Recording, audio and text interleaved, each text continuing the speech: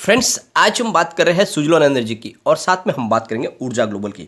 दो बड़ी अपडेट निकल कर आई है पावर सेक्टर के लिए। क्या है वो अपडेट, जानेंगे इस वीडियो के माध्यम से। और क्या इस सेक्टर में इस समय इन्वेस्टमेंट कर लेना चाहिए, क्योंकि फिलहाल तो बिल्कुल कौड़ियों के भाव में मिल रही है स्टॉक। आने वाले समय में मल्टी बैगर बन सकते हैं, क्योंकि सरकार ने ठान लिया है कि 2070 तक पूरी तरह से जितनी भी बिजली की खपत होगी वो सारी की सारी ग्रीन एनर्जी के माध्यम से ही प्रोड्यूस होगी। तो आप समझ लो कि आने वाला समय इन विंड पावर और सोलर पावर के नाम पे होने वाला, और ऐसे समय में इन्वेस्टमेंट अगर करेंगे तो आगे जाके हम मल्टी बैग रिटर्न पा सकते हैं। तो सारी संभावनाओं को तलाशेंगे इस वीडियो के माध्यम से। लेकिन फ्रेंड, उससे पहले अगर आप पहली बार हमारे चैनल पर आए तो चैनल को सब्सक्राइब कर दीजिए, एक बेल आइकॉन दबा दीजिए ताकि जब भी नया वीडियो बने पहला नोटिफिकेशन आपको मिले। वीडियो पसंद आए तो लाइक शेयर जरूर कीजिए। चलो फ्रेंड, वीडियो स्टार्ट करते हैं। मैं हूं आपका दोस्त एस.बी. दवे और हमारे अपने चैनल ऑनलाइन कमाई में आपका बहुत बहुत स्वागत है। फ्रेंड्स, सबसे पहले जो पावर सेक्टर के लिए जो बड़ी अपडेट निकल कर आई है उसको डिस्कस कर लेते हैं। यानी solar energy corporation of India, जिसको कहते हैं SECI, ने एक बड़ी अमाउंट यानी करीब 490 करोड़ रुपीज रिलीज कर दिए हैं विंड पावर और सोलर पावर के लिए। तो ये जो अमाउंट है, इससे इस कारोबार में गति मिलेगी। और ये दिसंबर में इन्होंने अमाउंट रिलीज की है। जिस तरह से सरकार ने कमिटमेंट किया है, लगातार मदद की जा रही है इन दोनों सेक्टर को, यानी विंड पावर और सोलर पावर को। काफ़ी लोगों को कंफ्यूजन होता है कि सोलर पावर में सिर्फ सोलर एनर्जी के लिए ही बेनिफिट मिलेगा। ऐसी बात नहीं है। सोलर कॉर्पोरेशन ऑफ इंडिया बनाया गया, वो विंड पावर और सोलर पावर दोनों को ही मदद करेगा, और दोनों सेक्टर ही आगे जाके ग्रीन एनर्जी की वो पूर्ति कर पाएंगे जो परंपरागत ऊर्जा जो कम होगी, जो उसका जो कंजम्पशन है वो इन ग्रीन एनर्जी से तभी पूरा हो पाएगा जब दोनों सेक्टर को पूरी मदद मिलेगी। तो ऐसे में सरकार दोनों की मदद करेगी। अब चलते हैं हम कारोबार की तरफ। तो सबसे पहले हम बात करेंगे सुजलोन एनर्जी की। सुजलोन एनर्जी का स्टॉक कल 11.85 पर ओपन हुआ। लो 11.55 का है और हाई 11.95 का है, और एंड में 11.60 पर करीब 1.69% की गिरावट के साथ में क्लोजिंग दी। तो ये जो गिरावट, इसके पीछे एक तो वजह है कि बाजार में लगातार प्रॉफिट बुकिंग चल। फ्रेंड्स, अगर आप देखो तो सेंसेक्स लगातार 2 दिन से गिर रहा है। सैटरडे को भी करीब सेंसेक्स 58,644 पर आ चुका है, जहां पे 143 पॉइंट की गिरावट हुई, करीब 0.24% गिरा सेंसेक्स। और निफ्टी एनर्जी की बात करें तो वहां पर भी लगातार प्रॉफिट बुकिंग हो रही है, यानी 24,699 पर आ चुका है निफ्टी एनर्जी, करीब 0.12% की गिरावट हुई। तो इसका असर सुजलोन एनर्जी में भी देखने को मिला, और पिछले दिनों अच्छी खासी तेजी बनी थी, तो इसकी वजह से लोगों ने अपना प्रॉफिट बुकिंग किया। लेकिन यहाँ पे ये जो बजट के बाद में जो तेजी बनी थी, उसकी वजह से यहाँ पे थोड़ी सी प्रॉफिट बुकिंग चल रही है। अब काफ़ी लोग कहेंगे सुजलोन में तो कुछ नहीं हुई, लेकिन इसको अभी के पैमाने से ना देखें आप, इसकी पुरानी हाई से देखें या पुरानी लो से देखें, यानी जहाँ पे 6-7 रुपये का स्टॉक था, अभी करीब 11-12 रुपीज़ के आसपास आ चुका है। तो शॉर्ट टर्म प्रॉफिट बुकिंग तो होती है। लॉन्ग टर्म वाले तो कोई प्रॉफिट बुकिंग नहीं करते, उनके लिए तो इसमें बहुत ज़्यादा संभावना है। लेकिन शॉर्ट टर्म वाले तो जैसे ही अपनी 20-30% भी अच्छी खासी उनको प्रॉफिट मिलती है तो तुरंत वो प्रॉफिट बुक कर लेते हैं, क्योंकि उनके पास क्वांटिटी बहुत बड़ी होती है। तो ये आपको ध्यान रखना है। एक बार वॉल्यूम की तरफ चलेंगे तो BSE में 1,29,10,000 का वॉल्यूम हुआ, सामने 63,52,000 की डिलीवरी उठेगी। डिलीवरी का परसेंटेज 49.21% है, तो करीब 50% के आसपास डिलीवरी काम हुआ है, जो अच्छी बात है। NSE की बात करें तो 3,61,60,000 का वॉल्यूम हुआ, सामने 1,74,63,000 की डिलीवरी उठाएगी। डिलीवरी का परसेंटेज 48.30% है। तो दोनों एक्सचेंज में बहुत ही अच्छा कामकाज हुआ है, भारी क्वांटिटी में माल उठाया गया और डिलीवरी बेस काम अच्छा हो रहा है। वॉल्यूम को देखें तो पिछले एक महीने पहले इसका 18 करोड़ बीच का वॉल्यूम था, 1 वीक पहले 10 करोड़ बीच का वॉल्यूम हुआ था, और परसों इसका 7 करोड़ बीच का वॉल्यूम था, कल 5 करोड़ बीच का वॉल्यूम हुआ। तो वॉल्यूम में थोड़ी सी कमी है, और इसके पीछे वजह है यहाँ पे बहुत ज़्यादा रिलैक्स मोड में चला गया स्टॉक, और ये इसके लिए अच्छी बात है, क्योंकि फिलहाल आपको पता होगा ASM की लिस्ट 2 में है ये, तो स्टेज 2 पे स्टॉक है, और इसको बहुत ज़्यादा स्टेबल होने की ज़रूरत है, तभी इसको ASM की लिस्ट से बाहर किया जाएगा। क्योंकि जब तक ये ASM की लिस्ट में रहेगा, लोगों को डर रहेगा, काफ़ी लोग डर जाते हैं ASM की लिस्ट में आने से।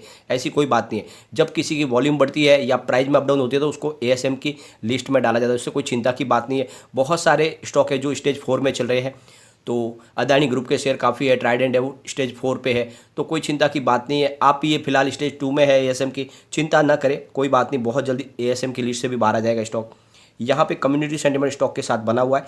85% बाय की कॉल है, 8% सेल की कॉल है, 7% होल्ड की कॉल है। मतलब आप देख लो 100 में से 92% लोग अभी भी इसको लेना पसंद कर रहे हैं।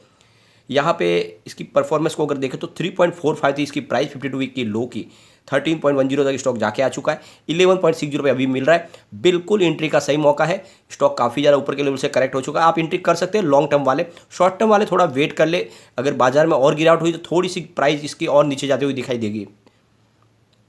एक बार इसके पिवट लेवल को भी चेक कर लेते हैं। यहाँ से अगर स्टॉक स्लिप होता है तो 11.45 पर फर्स्ट सपोर्ट है, 11.30 का सेकंड सपोर्ट है और 11.05 का थर्ड सपोर्ट है, यानी तीसरा सपोर्ट भी अभी भी 11 के ऊपर बता रहा है, यानी डर की कोई बात नहीं। ऊपर की तरफ मूव करने पे 11.85 का फर्स्ट टारगेट है, 12.10 का सेकंड टारगेट है और 12.25 का थर्ड टारगेट है। तेजी बनी तो करीब 112 के ऊपर जाएगा स्टॉक, फिर आगे तेजी से बढ़ सकता है। एक बार इसको पुरानी अपनी 52 वीक की हाई को तोड़ना है, फिर ये तेजी से आगे बढ़ सकता है। अब एक जो बड़ी अपडेट निकल कर आई है उसको भी हम डिस्कस करेंगे।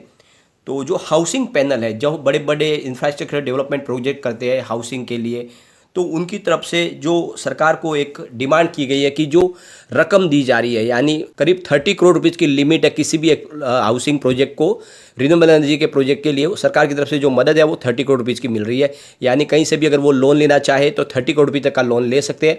तो उनका कहना है कि ये जो अमाउंट है ये हमारे प्रोजेक्ट के लिए बहुत कम है, इसको बढ़ाना चाहिए, क्योंकि बड़े बड़े जब हम प्रोजेक्ट करते हैं तो ये 30 करोड़ की जो अमाउंट है ये हमारे काम नहीं आती है। तो हमको सिर्फ इस बेनिफिट सिर्फ 30 करोड़ रुपीज़ का मिलता है, जबकि हमारे प्रोजेक्ट में उससे ज़्यादा लागत आती है।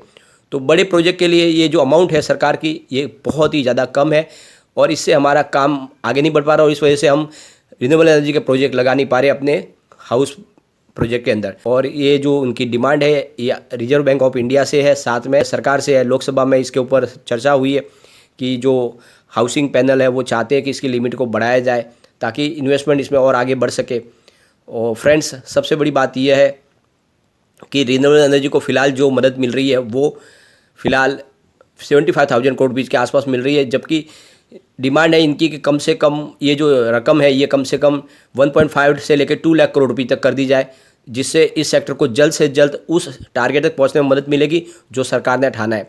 यानी सरकार ने 175 गीगावाट का जो टारगेट रखा है वो 2022 एंड तक के लिए है और 2030 तक करीब 500 गीगावाट तक पहुंचना है।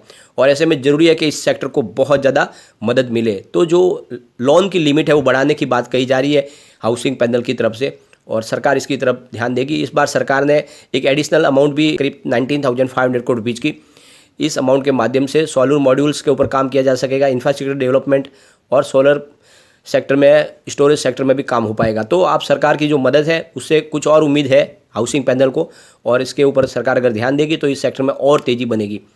अब हम चलेंगे ऊर्जा ग्लोबल की तरफ। तो ऊर्जा ग्लोबल ने फिर से तेज़ी दिखानी शुरू कर दी है, स्टॉक फिर से 20.10 पे आ चुका है, 5% का अपर सर्किट लगा, तो तेज़ी का माहौल बन गया और उन लोगों की चिंता खत्म हो गई जो लगातार डरे थे। मैंने आपको पहले ही कह दिया था कि ज़्यादा डरे नहीं, जो लगातार इसमें अपर सर्किट लगे, सिर्फ ये स्टॉक 6-7 से दौड़ना जो शुरू हुआ था 33 पे पहुंच गया था, तो प्रॉफिट बुकिंग लाजमी थी।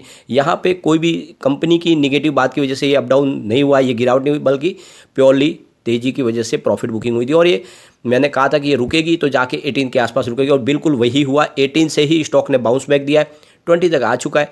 अब थोड़े समय के लिए यहाँ पे लगातार अपर सर्किट लगेंगे, लेकिन फिर स्टॉक नॉर्मल मोड में आ जाएगा। लगातार अपर सर्किट यहाँ पे लगने की संभावना बहुत कम है, लेकिन फिर भी अभी थोड़े सर्किट तो लगेंगे। तो ये ध्यान रखें, जिसका शॉर्ट टर्म और मिड टर्म का नजरिया हो, अच्छा खासा प्रॉफिट मिले, लेके निकल ले, ताकि बाद में चिंता ना हो। लॉन्ग टर्म वाले बने रहे। सुजलॉन एनर्जी और ऊर्जा ग्लोबल बड़े खिलाड़ी है, आने वाले समय में आपको ये मालामाल कर देंगे। एक बार इसके वॉल्यूम को देखेंगे, पिछले एक महीने पहले इसका 42 लाख रुपीज़ का वॉल्यूम था, 1 वीक पहले 55 लाख रुपीज़ का वॉल्यूम हुआ और परसों इसका 2 करोड़ का वॉल्यूम हुआ था। जब सर्किट खुला बहुत ही जबरदस्त वॉल्यूम हुआ, लोगों को अच्छी खासी खरीदारी करने का मौका मिला, काफ़ी लोगों ने अपना प्रॉफिट बुक किया।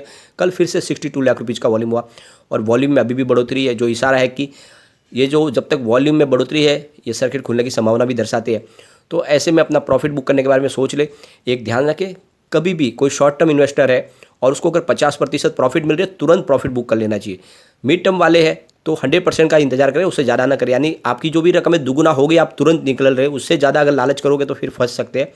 लॉन्ग टर्म वाले बने रहे, क्योंकि कितनी भी गिरावट हो उससे कोई चिंता की बात नहीं। जैसे कि स्टॉक नीचे चला गया, 17 की इसने लो बनाई, लेकिन फिर से 20 पे चला गया, फिर बढ़ेगा, तो आपको चिंता की बात नहीं। आप लॉन्ग टर्म के इन्वेस्टर हो। लॉन्ग टर्म का मतलब ये होता है कि कम से कम आप 2 साल से लेकर 5 साल का नजरिया लेके चले, तभी उसमें आपको अच्छा बेनिफिट मिलेगा। एक बार रिटर्न को देखेंगे इसके, तो पिछले 5 साल के हिसाब से इसने 1495% का पॉजिटिव रिटर्न दिया है। 3 ईयर के हिसाब से 448% का पॉजिटिव रिटर्न है। 1 ईयर के हिसाब से 132% का पॉजिटिव रिटर्न है। 3 मंथ के हिसाब से 157% का पॉजिटिव रिटर्न है। 1 मंथ के हिसाब से 11.84% का निगेटिव रिटर्न है। 1 डे के हिसाब से 5% का पॉजिटिव रिटर्न है। तो पिछले 5 साल में हमें खाली 1 मंथ के हिसाब से यहाँ पे 11% की गिरावट देखने को मिली है। बहुत जल्द ये भी पॉजिटिव माहौल बन जाएगा। यहाँ पे सबसे अच्छी बात है 100% बाय कॉल निकल के आ रही है, तो आपको लोगों का रुझान स्टॉक की तरफ बना हुआ है। निवेश करें, ये लॉन्ग टर्म के लिए रख ले। ये दोनों स्टॉक बहुत तेज़ी से आगे बढ़ेंगे, क्योंकि सरकार ने अपनी तरफ से जो गोल सेट कर दिया है, आने वाले समय में जो बिजली का उपयोग होगा वो ग्रीन एनर्जी ही पूरी करेगी। तो ऐसे में इन सेक्टर में बहुत तेज़ी बनेगी, ये आपको मल्टीबैगर होते हुए दिखाई देंगे। आने वाले 5 साल में जो हमारा टारगेट है 500 का, वो डेफिनेटली आराम से टच हो सकता है। तो निवेश करके आराम से बैठे रहे, कोई चिंता की बात नहीं। शॉर्ट टर्म मिड टर्म वाले समय समय पर प्रॉफिट बुक कर ले, फिर आप दोस्त न दे दूसरों को, अपना प्रॉफिट अपना बुक करते रहे। काफ़ी तेज़ी बनती है। 6 रुपये का स्टॉक 33 पर चला जाता है, फिर भी आप प्रॉफिट बुक नहीं करते और काफ़ी लोग ऊपर के लेवल में फंस जाते हैं। ये भी ध्यान रखें, कोई स्टॉक ज़्यादा तेज़ी से बढ़ जाता है और जब अपर सर्किट का लगातार दौर रहता है तो ऐसे में आपको वहाँ पे बाय करने की कोशिश थोड़ी कम करनी चाहिए। लेकिन फ्रेंड, कोई भी इन्वेस्टमेंट करने से पहले अपने फाइनेंशियल एडवाइजर से एडवाइस ले ले या अपना खुद का रिसर्च करें, क्योंकि मैंने वीडियो आपके एजुकेशनल पर्पज़ के लिए ही बनाया। वीडियो पसंद आए तो लाइक शेयर जरूर कीजिए और चैनल को सब्सक्राइब कर दीजिए। Thank you friend.